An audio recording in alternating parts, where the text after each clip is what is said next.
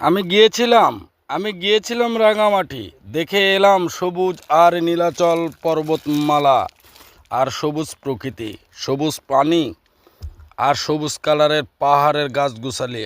কি যে চমৎকার ও মনোমুগ্ধকর একটি দৃশ্য!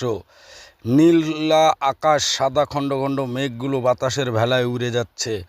সুদূরে দেখা যাচ্ছে একটি ঝর্ণা, বিশাল আকৃতির। অনেক সুন্দর ও মনোমুগ্ধকর একটি পরিবেশ, চমৎকার দৃশ্য। যাচ্ছিলাম আমরা লেকের মাঝ মিডিল দিয়ে, আর দুই সাইডে সুবিশাল উঁচা উঁচা পাহাড়, সবুজে ঘেরা, আর নীলাভূমি আর সবুজ জলস্রোত ধারা, নীলা আকাশ, সাদা খণ্ড মেঘের বাতাস। মনটা জুড়িয়ে যাচ্ছিল। কেউ যদি যান রাঙামাটি, খাগড়াছড়ি, বান্দরবন, দেখতে পারবেন পৃথিবীর এবং বাংলাদেশের কত সৌন্দর্য আল্লাহ তাআলা নিজের হাতে দিয়ে রেখেছে বান্দরবনে। সুউঁচা বিশাল বিশাল ঝর্ণা, বিশাল বিশাল পাহাড় আর সবুজ প্রকৃতি, গাছগাছালি, মনোমুগ্ধকর একটি পরিবেশ দেখে আপনার নয়ন জুড়িয়ে যাবে।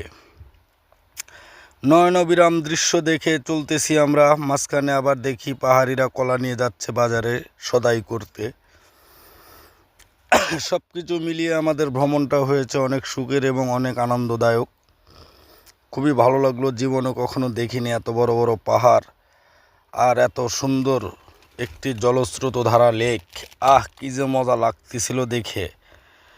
যতই দেখতেছি ততই মুগ্ধ হয়ে যাচ্ছি, যতই দেখি ততই মুগ্ধ হয়ে যায়, আর অবাক দৃষ্টিতে তাকিয়ে থাকি আল্লাহ তাআলার অপরূপ সৃষ্টি এই পৃথিবী।